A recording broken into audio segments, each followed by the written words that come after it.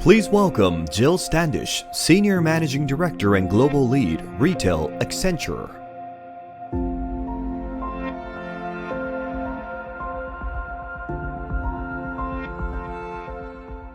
Well, hello, everyone. I'm excited to be here today to talk to you about retail and how different our lives are as we're going into 2021. Let's jump in. So 2020 has left really an indelible mark on our world. And it doesn't matter where you are around the world. There's racial injustice. We've had the pandemic. And by the way, the pandemic is still affecting all of us, both personally and also in terms of the business world. And then there's financial strain with our consumers, with businesses. And then you can't help but notice the effect of all of this on our planet.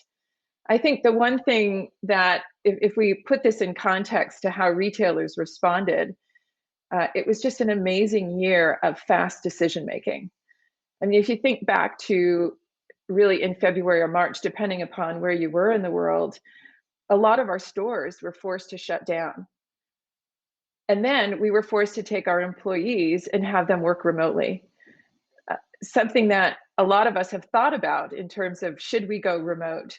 And really, we didn't have a choice. We had to get our employees to be safe and working from home. So those fast decisions were something that I think really changed all of us. And so looking forward, will those fast decisions and that ability to adapt to the change and adapt to the times, will that make sure that you are, a company that will survive? So this is a video that I wanted to share with all of you that kind of summarizes what happened in 2020. How do we get retail from today's uncertainty to tomorrow's resiliency? How do we shift retail from best guess moves to data-driven decisions? How do we go from COVID-19 to Retail 21? We adapt. We adapt to new expectations. Expectations from what employees may need in a new normal, how investors may evaluate your business in the future, and how consumers are looking to interact. We adapt to new ways of working, empowering talent to work from anywhere, viewing competitors as potential allies, and partnering with the technology ecosystem for meaningful shared value. We adapt to new climates like social and political unrest, economic turns around the world, and environmental challenges that demand sincere investment. To Accenture, adaptive retail is the new imperative for retailing of tomorrow, the promise of human ingenuity and technology to fly through the fog with crystal clear direction. Because the bar has been raised, and adapting to new hurdles is how retail stays resilient.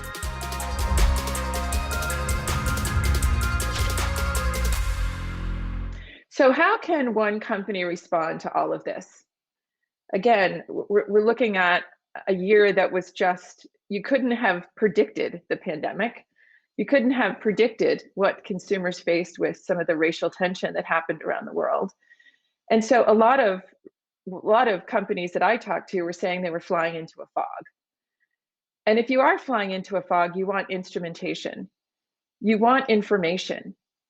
You want to make decisions based upon facts. And yet we didn't have a lot of time to respond. And one of the things that is so true is what happened to the consumer. And I think most of these shifts, as you can see on the slide here, most of these shifts are going to continue for some time. You hear this phrase of the new normal. You hear this, everyone wants to go back. Well, I don't know about you, but I don't know if we're ever going to go back to what it was pre-pandemic. I mean, I haven't been on an airplane since March. And so for me, working from home, dealing with my team, dealing with clients from around the world and doing it from my house is just something new.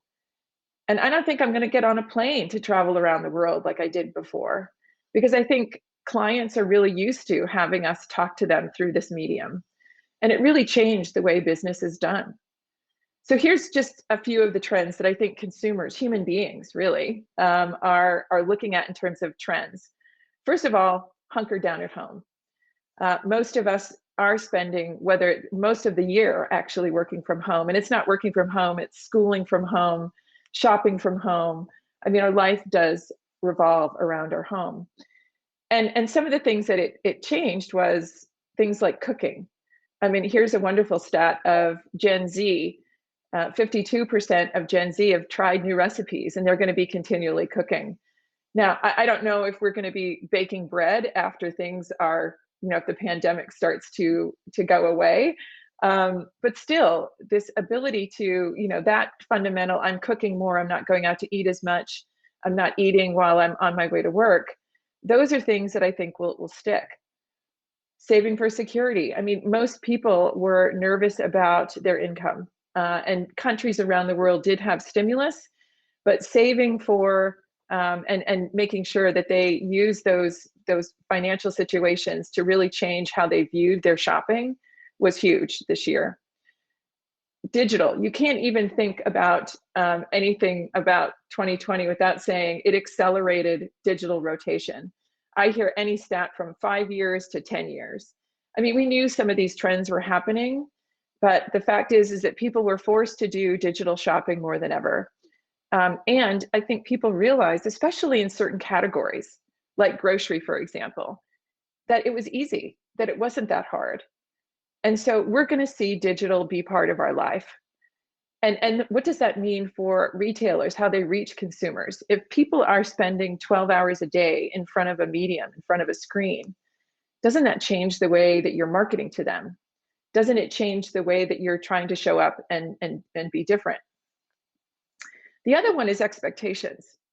I think when the pandemic started, we were all very patient with retailers. We said, I understand that supply chains are under stress. I understand why delivery windows might be a week out. I understand that things are difficult for these companies to kind of ramp up their digital capability. But now I think we're all grown very impatient.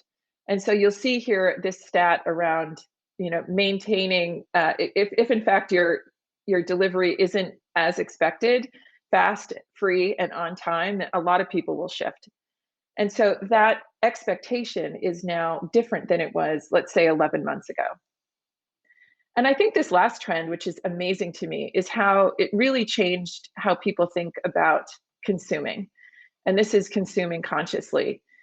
Not only were people looking into their food and saying, I don't want to have as much waste, I'm very mindful of waste. It also meant that they're shopping locally. People wanted to support their local establishment. I don't know about you, but I looked at the stores that are around my neighborhood and said, I want that wine shop to continue. I want that cheese shop to continue. And so people were supporting the local business. But also they were looking at their values. And we've proven that consumers now really care differently about who they're doing business with or who they're shopping from. And I think that's going to be a trend that sticks throughout. And so with all of this disruption comes opportunity.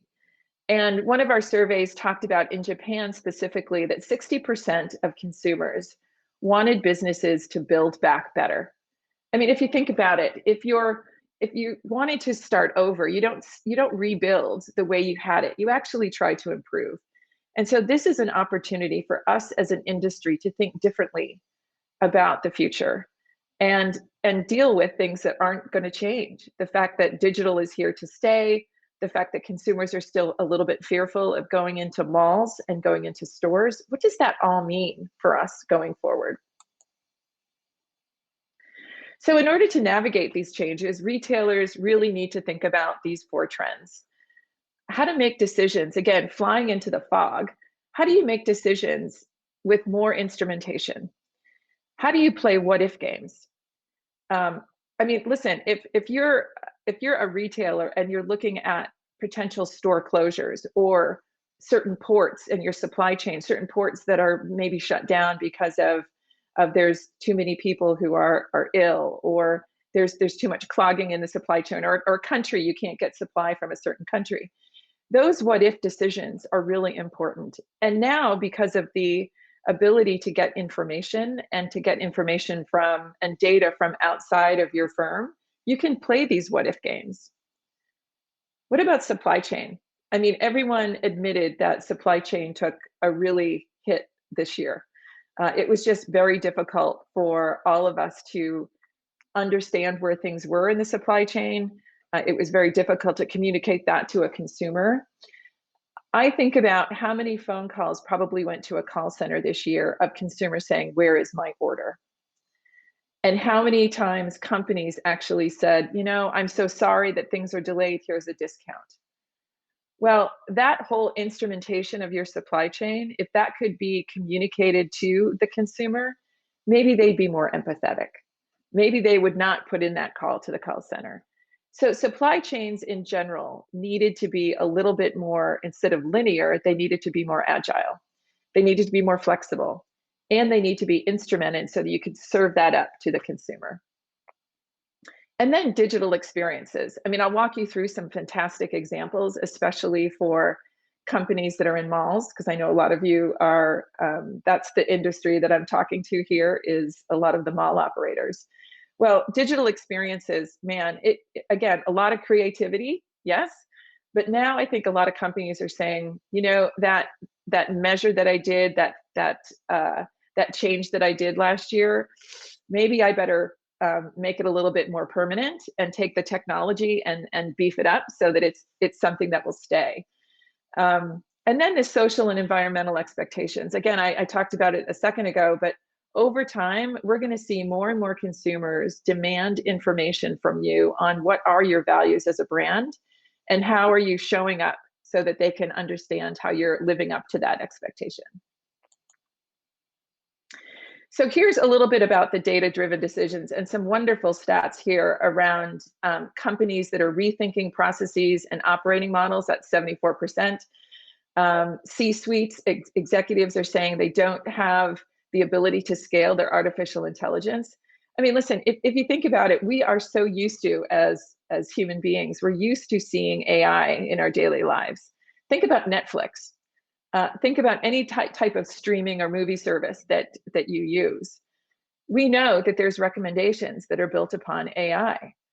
And yet, why is that not part of what we're doing in retail? And I think AI can actually help all of us navigate where consumer preferences are. Where are some of our goods being shipped to? What are the patterns that happened during the pandemic, and what patterns will last and what patterns will not last? So that AI and machine learning is something that all of us in retail need to take into account. And if you look at the last stat here, CEOs agree that their company will fundamentally change the way it engages and interacts with its consumers. You know, it's not just about digital, it's actually about all of the different channels that consumers are expecting retailers and brands to show up. I mean, there's some fantastic examples of brands that are using digital in a new way. Here's the supply chain, and look at some of these stats, which is amazing. Just think about curbside pickup for a minute. I mean, curbside pickup was really popular in countries like the UK. People would order their groceries, and then when they pull up into the car park, they'd open up the boot or the trunk of their car and have it fulfilled. Well, click and collect became something that all of us had to do.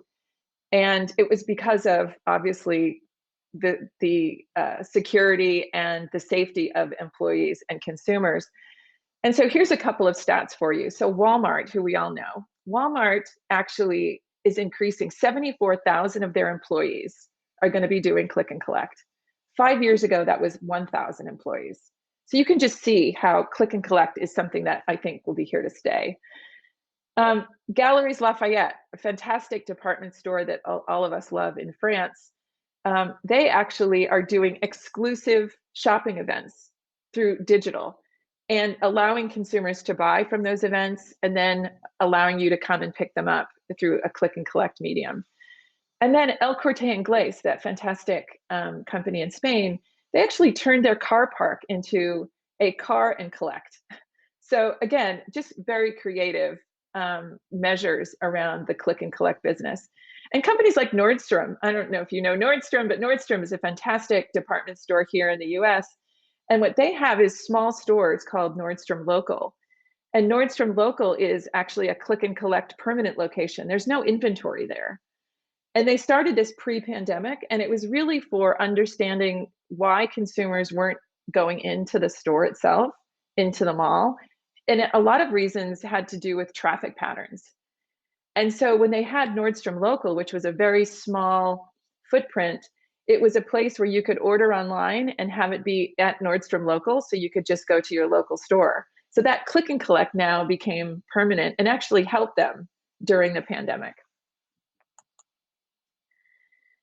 If you look at digital experiences, look at consumers using contact payment methods, look at the stats there, or consumers increasing the usage of in-app ordering. I think all of us realize that the digital business really did help us during 2020.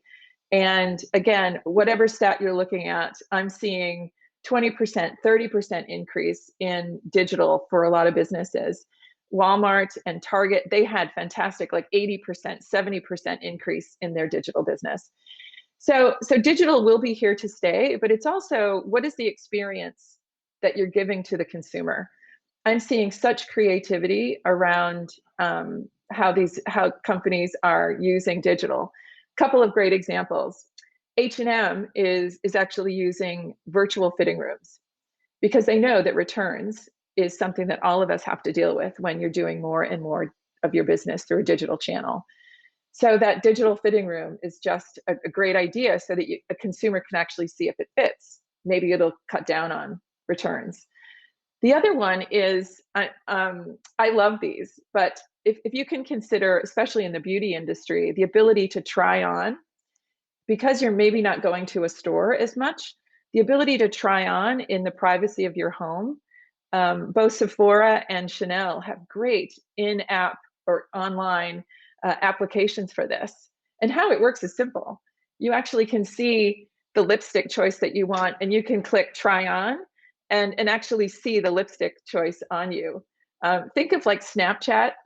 It's kind of like Snapchat, only it's virtual and it's with, again, in front of your screen at home. So these in-app kind of purchases, I think, are amazing.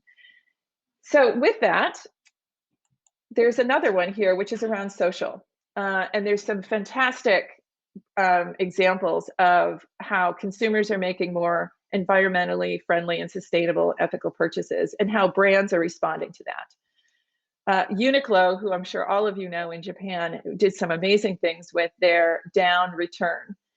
They were actually going out and collecting used down products so that they could recycle. If you look at Patagonia, Patagonia is a fantastic also example of being very upfront about their recycling capability.